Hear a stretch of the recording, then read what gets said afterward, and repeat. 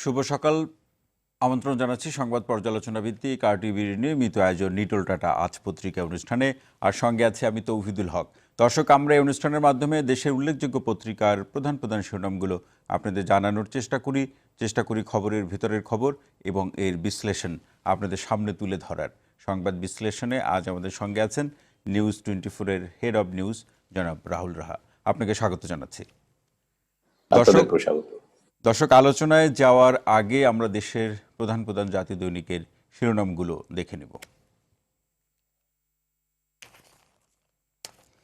শুরুতেই দৈনিক ইত্তেফাক। ব্যাপক হারে বাড়ছে সামাজিক সংক্রমণ, মা ও 3 সন্তানকে গলা কেটে হত্যা। ইত্তেফাকের পেছনের পাতায় বাজার সয়লাভ নকল N95 মাস্কে। এরপরে প্রথম আলো, পরীক্ষার কিটের মজুদ নিয়ে অস্পষ্টতা। আক্রান্ত 4000 ছাড়ালো, আরও 7 জনের মৃত্যু। আরও একটি খবর প্রথম আলোর, করোনা ভাইরাস আরও অনেক দিন থাকবে, WHO এর প্রধানের বক্তব্য এটি। এরপরে আছে সমকাল, করোনা আক্রান্ত মৃত্যু ঢাকার পরেই নারায়ণগঞ্জ, 58 জেলায় সংক্রমণ। ঢাকায় আক্রান্ত 45.51%, মৃত্যু 57.49%, এবং নারায়ণগঞ্জে আক্রান্ত 12.13% এবং মৃত্যু 23.62%। 100 বছরের মধ্যে বিশ্ব সবচেয়ে বড় সংকটে, WF এর সম্মেলনে প্রধানমন্ত্রীর 5 দফা। আজ চাঁদ দেখা গেলে কাল রোজা শুরু। পেছনে সমকাল পত্রিকার, রোজায় নিত্য পণ্যের কৃত্রিম সংকটের শঙ্কা, বাজার স্বাভাবিক রাখতে গোয়েন্দাদের 6 সুপারিশ। কালের কণ্ঠ, বৈরী সময়ে উচ্চাবিলাসী বাজেট। আরও একটি খবর, 2 শর্তে কারখানা খোলার অনুমতি, শিক্ষা প্রতিষ্ঠানও বন্ধ থাকছে 5 মে পর্যন্ত। কালের কণ্ঠের পিছনের পাতায়, রানা প্লাজা ধসে 7 বছর আজ, পোশাক শিল্পের আবার দুর্দিন। যুগান্তর, করোনা নমুনা সংগ্রহ, মেয়াদ উত্তীর্ণ সরঞ্জাম ব্যবহার। ভার্চুয়াল আঞ্চলিক কনফারেন্সে মাননীয় প্রধানমন্ত্রী, একসঙ্গে বিশ্বকে সংকট মোকাবেলা করতে হবে। মৃত্যু ছড়ালো 1,88,000, বিশ্বে একদিনেই 7,000 মানুষের মৃত্যু। যুগান্তরের পেছনের পাতায়, করোনায় ব্যয় নিয়ন্ত্রণে পরিপত্র, অগ্রাধিকার প্রকল্প ছাড়া অর্থ ব্যয় নয়।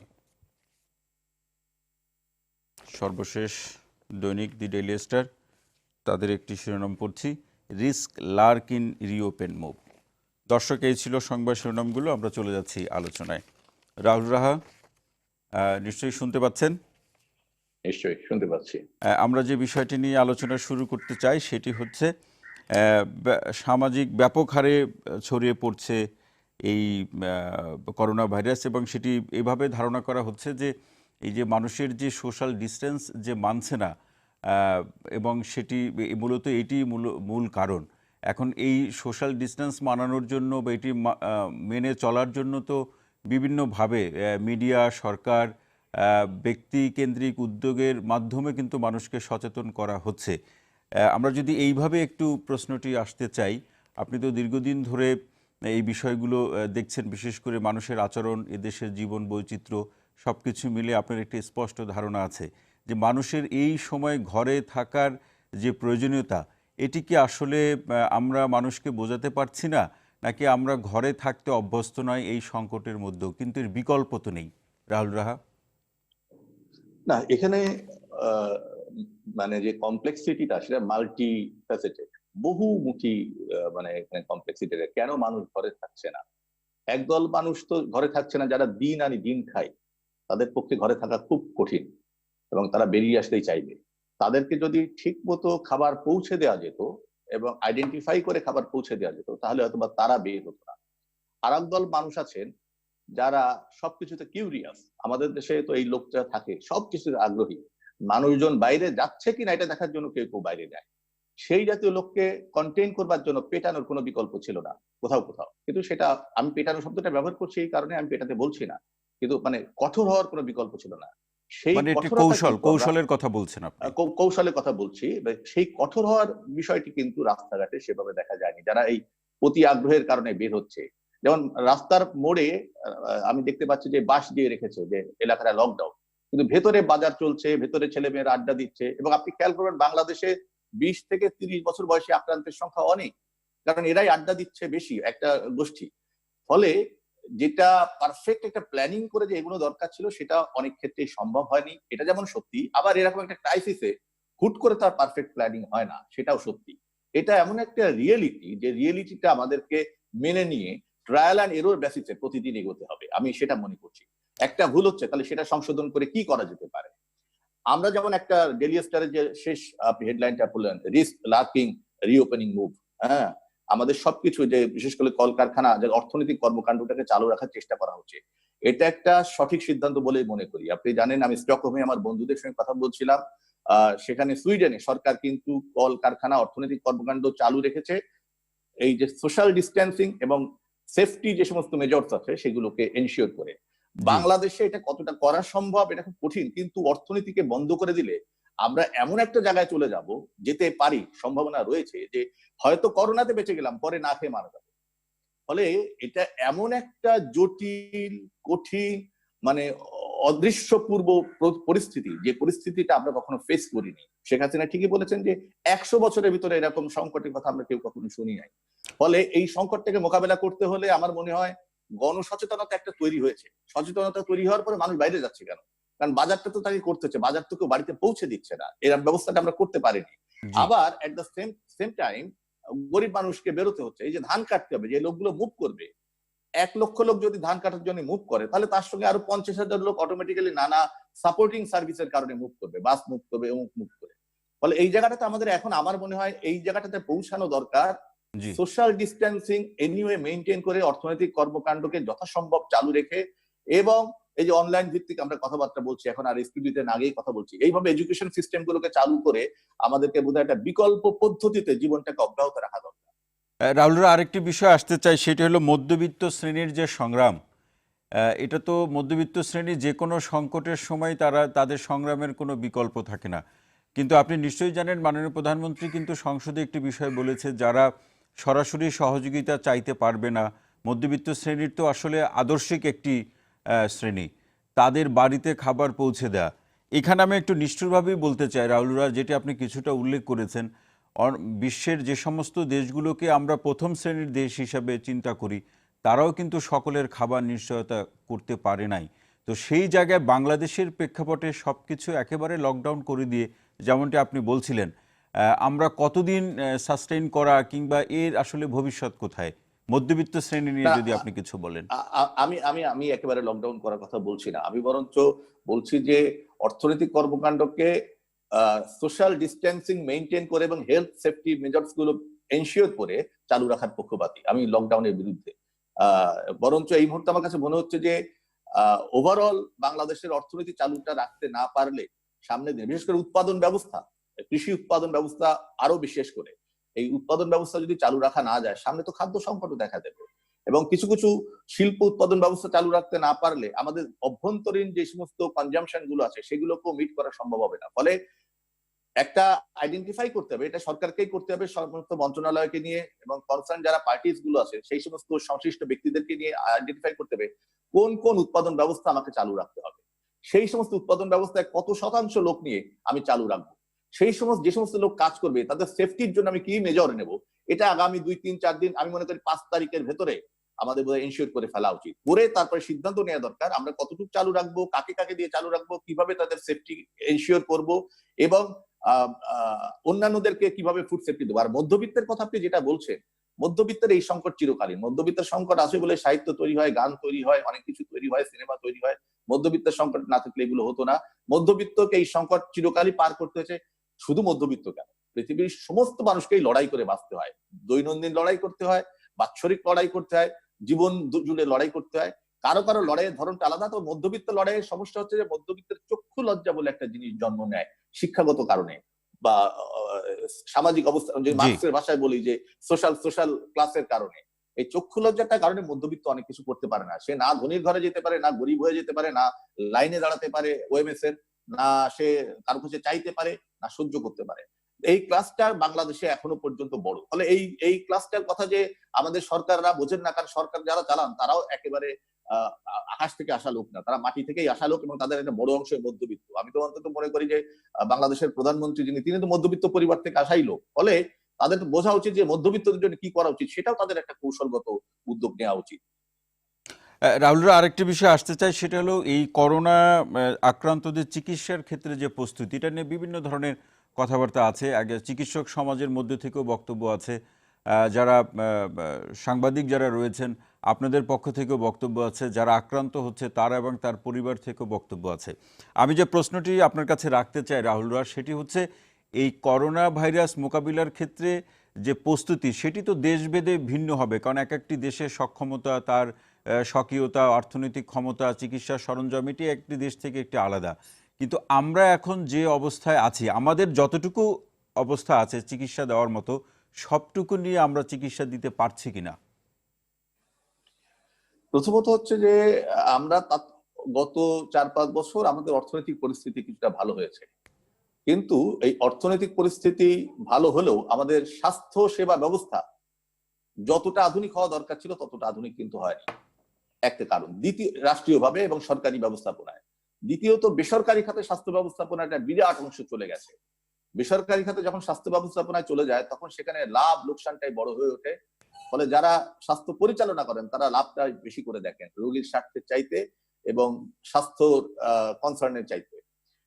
সেই জায়গাতে আমরা কতখানি সাফল্য অর্জন করতে পেরেছি কিনা সেটা নিয়ে একটা প্রশ্ন আছে, কিন্তু এটি বিষয়ে কোনো সন্দেহ নেই বাংলাদেশের প্রত্যেকটা ইউনিয়নে একটা করে ইউনিয়ন স্বাস্থ্য কেন্দ্র আছে, জি, সেখানে এক বা একাধিক ডাক্তার থাকার কথা।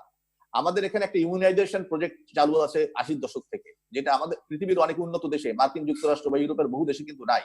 বিনা পয়সায় 5-6টা রোগের আমরা টিকা। ইনজেকশন দিয়ে থাকি, টিকা দিয়ে থাকি, যেটা আমাদের একটা দীর্ঘ জীবনে ভাইরাসের বিরুদ্ধে লড়াই করতে সহযোগিতা করে থাকে। গত কয়েক বছরে আমাদের খাদ্য অভ্যাসের কারণে, আমাদের শাকসবজি খাওয়া, ফলমূল খাওয়া, মাছ মাংস ডিম খাওয়া, এই কারণে আমাদের এক ধরনের যদি বলি ইমিউন সিস্টেমটাও একটু ডেভেলপ হওয়ার কথা, কিন্তু এট দ্য সেম টাইম আমরা প্রচুর পরিমাণ ভেজাল খাচ্ছি, দূষণের ভিতর দিয়ে যাচ্ছি, তার কারণে আবার ইমিউন সিস্টেম উইক হয়ে যাওয়ার কথা। সব মিলিয়ে আমাদের এক ধরনের উল্লম্ফন ঘটলেও সুনির্দিষ্টভাবে মেজর নেওয়ার মতো উল্লম্ফন কিন্তু স্বাস্থ্যক্ষেত্রে ঘটেনি। স্বাস্থ্যকেন্দ্রে নেটওয়ার্ক আছে, সবকিছু আছে, কিন্তু তারপরে সেই নেটওয়ার্কটা পারফেক্টলি কাজ করে না, সেটার নানা ব্যাখ্যা আছে, সেই ব্যাখ্যা দিতে গেলে আর এক ডিবেট করতে হবে। আমি যেটা মনে করি এখনো পর্যন্ত দুটো জিনিস করা দরকার, সেটা হচ্ছে যে ম্যাসিভ টেস্টের দিকে যাওয়া দরকার, এবং যে রোগী আক্রান্ত হচ্ছেন, যেটা আমরা গতকালকে নিউজ 24 এ রিপোর্ট করেছি, যে জি, হাসপাতালের থেকে যারা আসছেন তারা এমন এমন অভিজ্ঞতা বর্ণনা করছেন সেটা বিভীষিকাময়। তারা বলছেন যে তারাই তাদেরকে, একটা অসুস্থ মানুষ সে নিজের লুক আফটার কি করে করবে, কিন্তু হাসপাতালে ঢোকার পর তাকে তাই করতে হচ্ছে। এমনকি দীর্ঘ সময় ধরে তার শ্বাসকষ্ট হচ্ছে, অক্সিজেন সিলিন্ডার আসছে না। দুটো একটা হাসপাতালে ভালো ট্রিটমেন্ট হচ্ছে না তা নয়, কিন্তু অনেক ক্ষেত্রে এটা হচ্ছে, এবং রোগীরা, ডাক্তাররা রোগীর কাছে যাচ্ছেন না, নার্সরা অনেক সময় রোগীর কাছে যাচ্ছেন না। এটা ভয়ের কারণেই যাচ্ছে না, তাদেরকে আমি দোষারোপ করছি না, কিন্তু এই জায়গাগুলো, এই মোটিভেশনাল জায়গাগুলো, এই ট্রিটমেন্ট দেওয়ার বিষয়গুলোকে এনশিওর করা দরকার। এটা ইউরোপ আমেরিকাতে এই ঘটনা ঘটছে। তো আমাদের এইটা একটা জিনিস বোঝানো দরকার আমাদের যারা স্বাস্থ্য সেবা দিচ্ছেন তাদেরকে, এবং তারাও মানুষকে বোঝাতে পারে, সেটা হচ্ছে যে এটা একটা ফুল রিস্ক। আপনি সুন্দরবনের ভিতরে ঢুকে পড়েছেন, যে সুন্দরবনের ভিতরে শত শত বাঘ রয়েছে, যে কোনো সময় আক্রমণ করতে পারে। এখন ঢুকে যখন আপনি পড়েছেন, আপনাকে বন থেকে বেরিয়ে যেতে হবে। ফলে সমস্ত রিস্ক নিয়ে এই বন থেকে বেরোতে হবে, সেটা চিকিৎসককে বেরোতে হবে, সাংবাদিককে বেরোতে হবে, রোগীকে বেরোতে হবে, সরকারকে বেরোতে হবে, সাধারণ মানুষকে বেরোতে হবে। ফলে এই রিস্ক নিয়েই আমাদের লাইফটাকে কন্টিনিউ করার সিদ্ধান্ত নিতে হবে, কারণ এটা একটা বিশাল লড়াই, বিশাল লড়াই। আমরা এতকাল যত লড়াইয়ের কথা বলেছি, সব লড়াইয়ের থেকে সেরা লড়াই হচ্ছে এবারের এই করোনার বিরুদ্ধে লড়াই। রাহুল রায়, অদৃশ্য শত্রু। এখানে একটু যোগ করে আপনি যেমনটি বললেন যে আসলে সবাইকে একযোগে লড়াই করে এই অবস্থা থেকে আসলে মুক্ত হতে হবে, কিন্তু সেই লড়াইটা একযোগে হচ্ছে কিনা, আমি যদি এইভাবে পয়েন্টটা উল্লেখ করি যে রাজনৈতিকভাবে আমরা একত্রিত হয়ে লড়াই করতে পারছি কিনা, সামাজিকভাবে একত্রিত হয়ে লড়াই করতে পারছি কিনা, কিংবা বলা যেতে পারে আমাদের যে সাংস্কৃতিক যে সংগঠনগুলো রয়েছে, আমাদের উন্নয়ন যে সংস্থাগুলো রয়েছে, সবাই আমরা একযোগে সেই লড়াইটা করতে পারছি কিনা। এখনো আপনি যতগুলো প্রতিষ্ঠানের নাম বললেন, সাংস্কৃতিক সংগঠন, উন্নয়ন প্রতিষ্ঠানগুলো, মানে এনজিও গুলোর কথা যদি বলে থাকেন, সরকার, রাজনৈতিক দল, একটা জিনিস তো দেখলাম যে ধান কাটছে ছাত্রলীগ, ছাত্রদল, কমিউনিস্ট পার্টি, সবাই ধান কাটছে। তো এটা দেখে আমার খুব ভালো লেগেছে যে বাগেরহাটে কমিউনিস্ট পার্টি কেটেছে, এক জায়গায় ছাত্রলীগ কেটেছে, গতকাল কৃষ্ণনগরে দেখলাম ছাত্রদল ধান কেটেছে, ঠিক আছে। ফলে পলিটিক্যালি মৌখিকভাবে যাই বলুক না কেন, সবাই কিন্তু ফিল করছে আমাদের কিছু করতে হবে। এনজিও গুলো কিছু কাজ করছে কি করছে না আমি এখনো সঠিকভাবে জানি না, তবে কোন কোন এনজিও, যেমন ব্র্যাক এর কথা আমি জানি, আদার্স কয়েকটি এনজিওর কথা জানি, তারা চেষ্টা করছে তাদের মতো করে বিষয়গুলোকে সাপোর্ট দেবার জন্য। এখানে সাপোর্ট দিতে হলেও, যেমন ত্রাণ দিচ্ছে বহু লোক, যেমন ইচ্ছে তেমন ভাবে ত্রাণ দিলে হবে না, সেফটি এনশিওর করে ত্রাণ দিতে হবে, সামাজিক দূরত্ব নিশ্চিত করে ত্রাণ দিতে হবে। ফলে সবাই যে একসঙ্গে লড়াই করছে না, এই কথাটা যেমন বলতে পারছি না, তেমনি লড়াই করছে এটাও বলতে পারছি না। এক ধরনের গ্রে এরিয়া আছে, কিন্তু মানুষ ক্রমশই, যেমন একটা ত্রাণ দেওয়ার ক্ষেত্রে যেমন এক ধরনের প্রতিযোগিতা তৈরি হয়েছে অনেক ক্ষেত্রে, বিভিন্ন জন ত্রাণ দেওয়ার চেষ্টা করছেন, আবার জি। অনেক প্রয়োজনীয় ব্যক্তি তারা আবার ত্রাণ দিচ্ছেন না। যেমন এমপিদের কথা কেউ কেউ বলছেন, তাদেরকে দেখা যাচ্ছে না। মেয়রদের কথা কেউ কেউ বলেছেন ত্রাণ দেন, আমাকে অবশ্যই গতকালকে ঢাকা উত্তরে মেয়র ফোন করে বলেছেন যে ভাই আমি কিন্তু ত্রাণ দেওয়ার চেষ্টা করছি। আমরা নিউজ করেছিলাম যে ঢাকার মেয়রদেরকে দেখা যাচ্ছে না যে তারা ত্রাণ দিচ্ছেন কিনা। এমপিদেরকে তো আমি তেমন ভাবে দেখতে পাচ্ছি না, 2-4 জন ছাড়া। এছাড়াও বিভিন্ন শ্রেণীর জনপ্রতিনিধি আছেন, একবার ইউনিয়ন লেভেল থেকে শুরু করে জাতীয় পর্যায় পর্যন্ত, সংসদ সদস্য পর্যন্ত জনপ্রতিনিধিরা। তবে আবার এই ত্রাণ প্রক্রিয়াটা জনপ্রতিনিধিদের দিয়ে করানো হবে নাকি প্রশাসনকে দিয়ে করানো হবে? কারণ ভারতে প্রশাসনকে দিয়ে করিয়ে তারা বেশি সাফল্য পেয়েছে, সেই ক্ষেত্রে প্রশ্নগুলো রয়েছে। তবে আমার মনে হয় যে মানুষের ভিতরে একটা সচেতনতা তৈরি হয়েছে, হাত ধুতে হবে, সোশ্যাল ডিস্টেন্স মেনটেন করতে হবে, মুখে হাত দেওয়া যাবে না, হাঁচি কাশি হলে একটু দূরে থাকতে হবে। সেটা আপনি আমি রেগুলার টের পাচ্ছি, মানুষ কিন্তু এই নিয়ে কথাই বলছে। এমনকি বাজারে যে ভিড় করলো, একে অন্যের থেকে একটু দূরে থাকার চেষ্টা করছে যে ভাই আমরা একটু দূরে থাকতে পারি। তবে আরো একটু সচেতনতা দরকার, সবাইকে আরো এগিয়ে আসা দরকার। এই এগিয়ে আসাটা, সবাই মিলে এগিয়ে আসাটা সমন্বয় করা দরকার, সে কাজটি সরকারের। সেটা কিভাবে সমন্বয় করবেন? আর এই মুহূর্তে রাজনৈতিক দ্বন্দ্বের কোনো প্রয়োজন নাই, কারণ মানুষ রাজনীতি নিয়ে আদৌ চিন্তিত না এই মুহূর্তে। মানুষের আসল চিন্তা নিজেকে রক্ষা করা, জীবন বাঁচানো। দ্বিতীয় চিন্তা পেটটা বাঁচানো। এই দুই চিন্তার ভিত্তিতেই আমাদেরকে এখন সমস্ত কর্মকাণ্ড পরিচালনা করতে হবে। প্রত্যেক ব্যক্তিকে, প্রত্যেক সংগঠনকে, সরকারকে, রাজনৈতিক দলকে, আমি মনে করি সবার জন্য। রাহুল রায়, কিন্তু আপনি যেমনটি বললেন যে রাজনৈতিকভাবে বিতর্কের কোনো সুযোগ নেই, এটি খুবই স্পষ্ট এবং খুব সত্য, কারণ এখন রাজনৈতিক বিতর্কের সময় নাই। কিন্তু আমরা দেখছি আমাদের বড় দুইটি দলের কোনো কোনো সম্মানিত নেতা, এভাবেই বলতে চাই, তারা বিভিন্ন শব্দ বা বক্তব্য দিয়ে কিন্তু বিতর্ক সৃষ্টি করছেন। তারা বিতর্ক সৃষ্টি করছেন, মানুষ এটা কতখানি নিচ্ছে এটা নিয়ে আমার সন্দেহ আছে। আমার মনে হচ্ছে মানুষ এগুলো নিয়ে আদৌ চিন্তিত না। তারা বিতর্ক বক্তব্য টক্তব্য দিচ্ছেন তাদের নিজের গণমাধ্যমের পর্দায় নিজেদের অস্তিত্ব বজায় রাখার জন্য, আমার এটাই মনে হয়। রাহুল রায়, আমরা আরো আলোচনা করবো একটু বিরতির পর। দর্শক, সময় হলো ঠিক আছে, বিরতির, থাকছি। আরো আলোচনা নিয়ে ফিরছি একটু পরেই, আমাদের সাথেই থাকুন।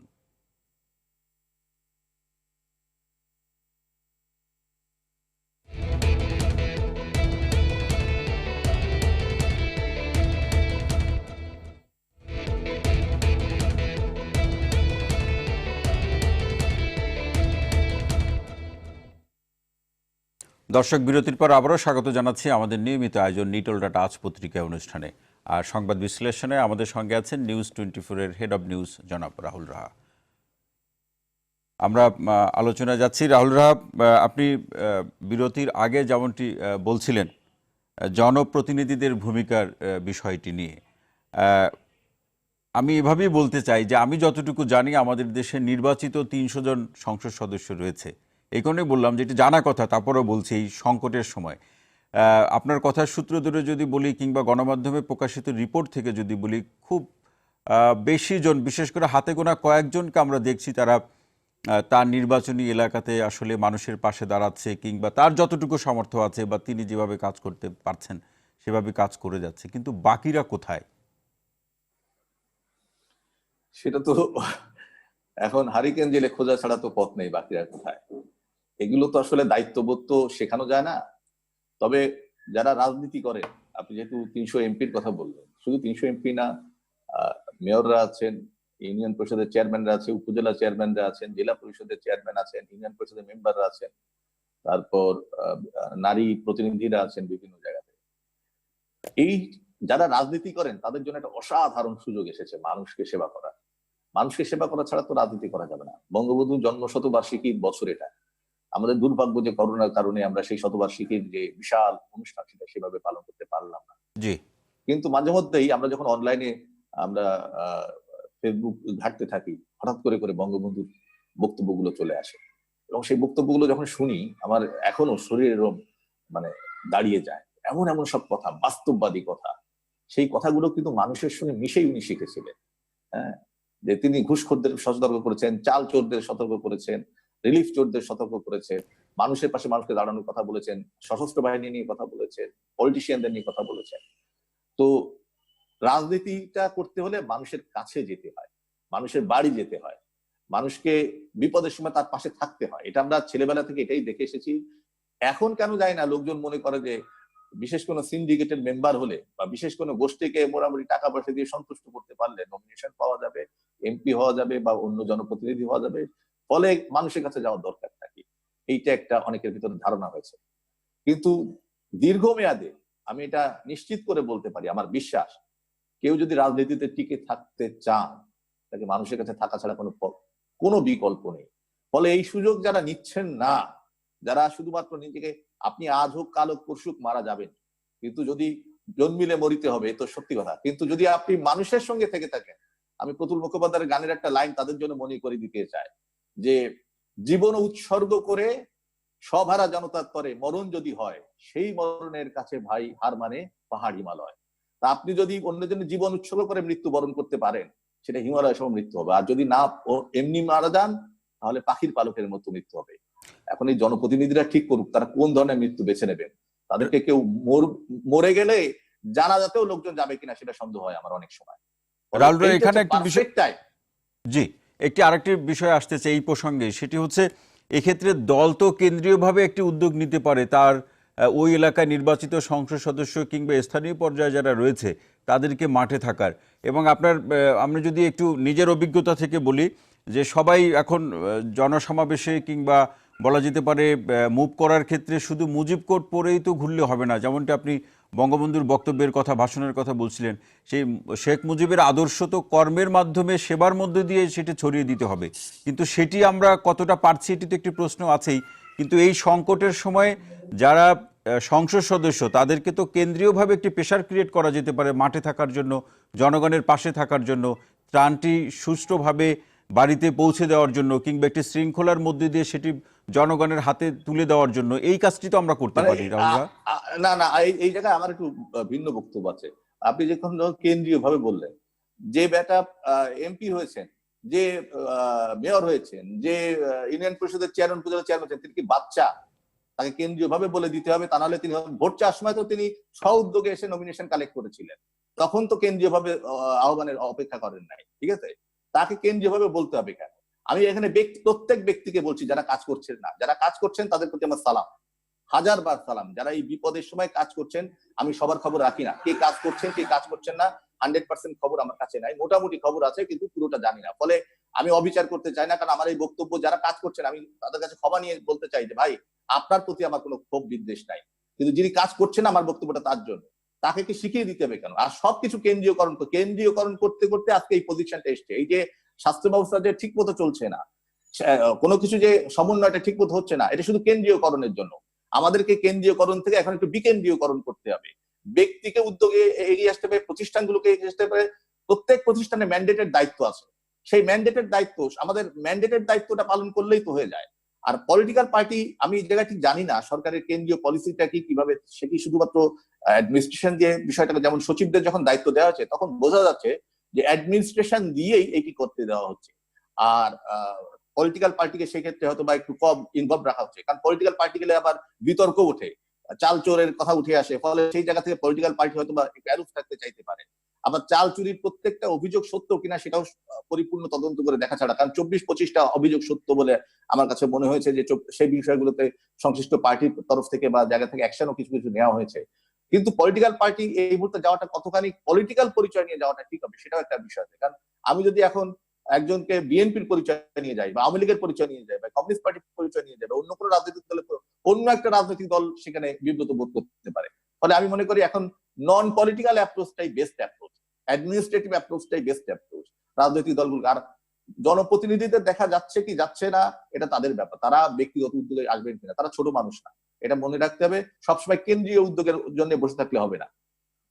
কিন্তু রাহুলরা, এটি ঠিক, আপনার সাথে আমি একমত, কিন্তু কোনো একটি এলাকার জনপ্রতিনিধিরা যদি ইনঅ্যাক্টিভ হয়ে যায় তখন তো আসলে কাজ করা খুব মুশকিল। সবকিছু প্রশাসন দ্বারা করাও সম্ভব না। এবং এখানে আমি একটু যোগ করে আপনার কাছ থেকে শুনতে চাই যে আমাদের যে ত্রাণ সহায়তা, মাননীয় প্রধানমন্ত্রীর যে ত্রাণ সহায়তা, সেক্ষেত্রে আমরা কিছু কিছু এলাকায় বা বলা যেতে পারে সারা বাংলাদেশে সেনাবাহিনীদেরকে সম্পৃক্ত করে কাজটি করলে কিরকম হতে পারে রাহুলরা?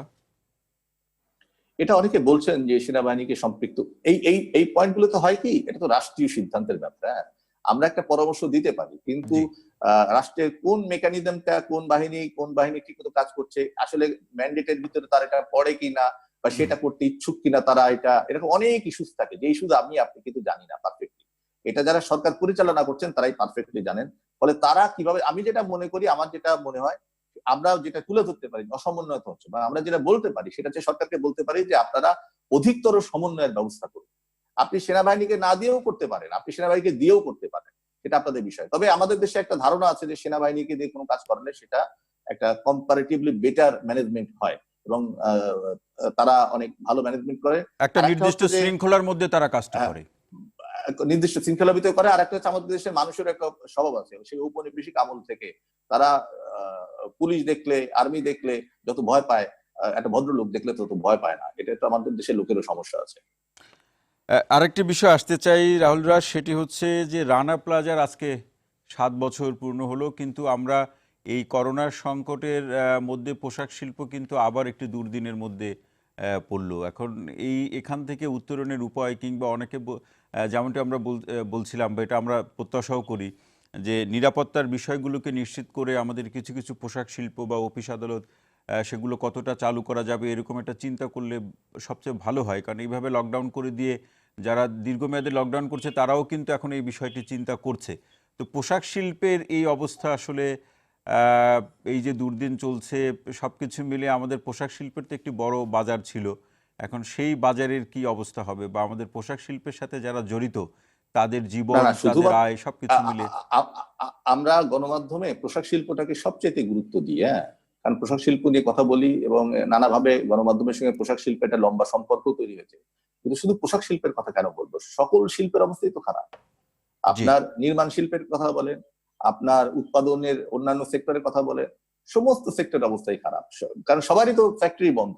ফ্যাক্টরি বন্ধ থাকলে পোশাক কারখানায় বা কি, আর ইটের কারখানায় বা কি, বা আপনি যদি বলেন সিরামিক্স এর কারখানায় বা কি, বা ধরেন এমনকি ওষুধ শিল্প ছাড়া আমি তো এই মুহূর্তে দ্বিতীয় কোনো শিল্প তেমন ভাবে কার্যকর আছে বলে তো মনে হচ্ছে না। ফলে সব শিল্পের কথাই আমাদেরকে ভাবতে হবে, কারণ প্রত্যেক সেক্টরেই বিপুল সংখ্যক লোক যুক্ত আছেন। হ্যাঁ, পোশাক শিল্পে আমরা সর্বসাকুল্যে 50 লাখ লোক থাকতে পারে, বাকি তো কাজ করা প্রায় 4 কোটি লোকের ভিতরে বাকি 3.5 কোটি লোক অন্যান্য সেক্টরে যুক্ত আছেন। সেবা খাতের কথা বলতে হবে, তারপরে আমাদের এগ্রিকালচার সেক্টরের কথা বলতে হবে। ফলে আমি সব খাতের কথাই বলতে চাই যে এগুলো কি হবে। আমার কাছে মনে হয়েছে যে আমি কতগুলো রিপোর্ট দেখেছি, এবং আমি বেশ কিছু বড় বড় ব্যবসায়ী যারা বাংলাদেশের একবার টপ লেভেলে কিছু ব্যবসায়ী, তাদের সঙ্গে আমার কিছু ইন্টারাকশন হয়েছে। সেই সমস্ত ইন্টারাকশন থেকে আমি দেখতে পাচ্ছি, বা গ্লোবাল কিছু ফোরকাস্ট থেকে দেখতে পাচ্ছি, 23-24 সালের আগে পৃথিবীর পরিস্থিতি নরমাল হবে না, অর্থনৈতিক পরিস্থিতিটা। মানে যদি আগামী সেপ্টেম্বরের ভেতরে করোনা বিলুপ্ত হয়ে যায়, তাহলেও আগামী 23-24 সালের আগে এই পৃথিবীর অর্থনৈতিক পরিস্থিতি। ফলে প্রথম যে জিনিসটা দরকার, আমাদের দেশে সবচেয়ে বড় সম্পদ যেটা আমাদের দেশে, ভারতে, চীনে রয়েছে, সেটা হচ্ছে বিপুল সংখ্যক ইন্টারনাল মার্কেট, অভ্যন্তরীণ বাজার। মুখ আছে, একটা করে মুখ আছে, দুটো করে হাত আছে। ফলে আমাদেরকে অভ্যন্তরীণ বাজার কেন্দ্রিক অর্থনৈতিক ব্যবস্থাটা নিয়ে বেশি ভাবতে হবে। আন্তদেশীয় বাজারের ব্যাপারে আমাদের, যেমন এই যে রেমিটেন্স যারা আনে মিডিল ইস্ট থেকে, সব চলে আসছে, কারণ মিডিল ইস্টে তো ধস নামছে। আপনি দেখেছেন যে সৌদি আরবে 103 জন না 4 জন মারা গেছে, তার মধ্যে 38 জন বাংলাদেশি। জি। কুয়েতে হিউজ সংখ্যক বাংলাদেশি মারা যাচ্ছেন। ফলে এরা তো চলে আসবে। আপনি মনে করছেন শুধুমাত্র পোশাক খাতের থেকেও পাশাপাশি যে রেমিটেন্স খাত, এটাও তো সংকুচিত হতে চলেছে। ফলে আমাদের সার্ভাইভালের জন্য অভ্যন্তরীণ ভোগ কেন্দ্রিক উৎপাদন ব্যবস্থা এবং বাজার ব্যবস্থাকে টিকিয়ে রাখাটা আগামী দিনের জন্য সবচেয়ে গুরুত্বপূর্ণ হবে বলে মনে করি। মার্কিনীরা কবে আমাদের পোশাক কিনবে, ইউরোপীয়রা কবে আমাদের পোশাক কিনবে, এটা নিয়ে আমার অনেক সন্দেহ আছে। মানে নিজস্ব একটি ব্যবস্থাপনা আমাদের এখন চিন্তা করতে হবে, আমরা কিভাবে এই পরিস্থিতি থেকে উত্তরণ করব, উত্তরিত হব বা মুক্তি পাবো, এবং একই সাথে পরবর্তী পরিস্থিতি কিভাবে মোকাবেলা করব। ঠিক তাই, রাহুলরা, ঠিক তাই। জি রাহুলরা, আরেকটি বিষয় আসতে চাই, এই করোনার সংকটের মধ্যেও কিন্তু আমাদের অপরাধ প্রবণতা বেড়েছে। আমরা যদি আজকের নিউজ থেকে আপনাকে উল্লেখ করি, গাজীপুরে মা ও 3 সন্তানকে গলা কেটে হত্যা, এই ত্রাণ দেওয়ার নামে ধর্ষণ হয়েছে, নারী নির্যাতন হয়েছে, কিংবা হত্যা হয়েছে। আমরা ব্রাহ্মণবাড়িয়াতে দেখলাম সামাজিক দূরত্ব বজায় রেখে মারামারি পর্যন্ত হয়েছে এই অবস্থার মধ্যে। তো সেই জায়গায় আমাদের প্রশাসনের ভূমিকা, পুলিশের ভূমিকা, জনপ্রতিনিধিদের ভূমিকা আবার চলে আসে বারবার। কি মনে হয় আপনার কাছে? এই অবস্থায় তো আমরা অপরাধ প্রবণতা দমন করতে পারছি না। শোনেন, আগামীকাল থেকে শুরু হচ্ছে পবিত্র রমজান মাস। জি রমজান মাস হচ্ছে নফস দমন করার মাস, ঠিক আছে? কেন ধর্মগুলোতে নফস দমন করার কথা বলা হয়েছে? কাম, ক্রোধ, লোভ, মোহ, মদ, মাৎসর্য, যে ষড়রিপুর কথা বলি, এগুলো দমন করার কথা এই কারণে বলা হয় যে এইগুলো মানুষকে যে কোনো পরিস্থিতির ভিতরে এই রিপুগুলো মানুষের ভিতরে কাজ করে। ফলে করোনা কালে যে অপরাধ হবে না এটা ভেবে নেওয়ার কোনো কারণ নাই। মানুষের ভিতরে যতক্ষণ ক্রোধ আছে, কাম আছে, লোভ আছে, মোহ আছে, মানে মদমত্ততা আছে, ততক্ষণ পর্যন্ত এই ষড়রিপু আছে, ততক্ষণ পর্যন্ত এই সমস্ত ঘটনাগুলো ঘটতে থাকবে। ফলে এটা নিয়ে বিস্মিত হবার কিছু নাই। এটা আমি মনে করি এটা এই যে ধর্ষণ করছে টান দেওয়ার নাম করে, এটাই তো মানুষের পাশবিক চরিত্র। তো মানুষ তো রেশনাল এনিম্যাল, আগে এনিম্যাল পরে কিছু রেশনাল অ্যাক্টিভিটি করে বলে রেশনাল এনিম্যাল, ঠিক আছে? ফলে এগুলো হবে, এগুলো হতে থাকবে। এই জন্য রমজান মাসের মতো মাসগুলোকে মানুষকে পালন করতে হয়, সংযমের কথা বলতে হয়। আমি মনে করি যে সকলকেই এই করোনার সময় সংযমের ভিতরে থাকতে হবে। অপরাধকে আপনি নিয়ন্ত্রণ কোনো দেশেই জিরোতে করে আনা সম্ভব হয় না, এবং কোন পরিস্থিতিতেই অপরাধ দমন হয় না, বরঞ্চ ক্রাইসিস মোমেন্টে বড় বড় অপরাধ হয়। আপনি যদি দেখে থাকেন যে 50-এর মন্বন্তরের প্রেক্ষিতে বিভূতিভূষণ বন্দ্যোপাধ্যায় বা মানিক বন্দ্যোপাধ্যায়ের উপন্যাসগুলো দেখেন যে 50-এর মন্বন্তরের প্রেক্ষিতে কিভাবে উপন্যাসগুলো লেখা হয়েছে, ঠিক আছে? এবং দ্বিতীয় মহাযুদ্ধ, প্রথম মহাযুদ্ধের ক্রাইম নিয়ে কিভাবে ফিল্ম তৈরি হয়েছে ওয়েস্টে, এবং আমার যদি সব উপন্যাস লেখা হয়েছে। ফলে এরকম দুঃসময়েও, মহামারীর সময়ও, যুদ্ধের সময়ও অপরাধ চলতে থাকে। এটা হিউম্যানের লাইফের, হিউম্যান বিহেভিয়ারের পার্ট। এখন কোন হিউম্যান অপরাধ করবেন, কোন হিউম্যান অপরাধ করবেন না, সেটা একটা বড় বিষয়। সেটা শিক্ষার উপর নির্ভর করে। আমাদের দেশে সেই শিক্ষা নাই। দ্বিতীয়ত হচ্ছে যে এটা যারা নিয়ন্ত্রণ করবেন, কন্ট্রোলিং এজেন্সি, পুলিশ বা আদার সোশ্যাল এজেন্সি, সেই এজেন্সি গুলো এমন পর্যায়ে নাই বাংলাদেশে যে ঘরে ঘরে গিয়ে তারা এটা দমন করতে পারবে। তবে আমরা যেটা প্রত্যাশা করি, যেমন এখন ডাকাতি বেড়ে যাচ্ছে, চুরি বেড়ে যাচ্ছে। জি আমি যে এলাকায় থাকি মোহাম্মদপুরে, এখানে একাধিক ডাকাতি হয়েছে। আমাদের আশেপাশে ডাকাতি, আমি যে দোকান থেকে ওষুধ কিনি, ওষুধ কিনতে যাই শুনি যে দোকান ডাকাতি হয়ে চলে গেছে, বিল্লা ফার্মা। প্রথম ডাকাতির খবর শুনেছি ওখান থেকে। তারপরে প্রতিনিয়ত চুরি হচ্ছে।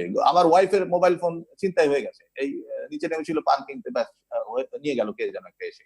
তো এরকম ভাবে অপরাধ কিছু চলছে, এবং এগুলো যে একেবারে থাকবে না তা না। তবে যদি আমরা খাদ্য ব্যবস্থাপনা ঠিক করতে না পারি, জি যেটা এই মুহূর্তে সবচেয়ে ওয়ার্নিং এর কথা, সমস্ত মানুষের জন্য খাদ্য ব্যবস্থাপনা ঠিক করতে না পারি, আর আইন শৃঙ্খলা বাহিনী যদি শুধু একদিকেই নজর দিতে থাকে, ঠিক আছে করোনা হয়েছে আর কোনো বিষয়ে আমরা মাথা গলাবো না, আইন শৃঙ্খলা বাহিনী যদি তাদের নজরদারি ঠিক না রাখে, তাহলে পরিস্থিতি কিন্তু খারাপ হতে পারে। ফলে আমি মনে করি যে খাদ্য ব্যবস্থাপনা number 1 priority, at the same time law and order ব্যবস্থাপনা একটা গুরুত্ব দিতে হবে। কারণ গুরুত্বপূর্ণ আমাদের ভূমিকা রাখবে। ল অ্যান্ড অর্ডার ফোর্সের ক্ষমতা আছে, তারা জি চাইলেই যে কোনো অঞ্চলের অপরাধ অল্প সময়ের ভিতরে দমন করে জি ফেলতে পারে। রাহুলরা, আপনাকে অসংখ্য ধন্যবাদ আমাদের শুক্রবারের সকালে সময় দেওয়ার জন্য।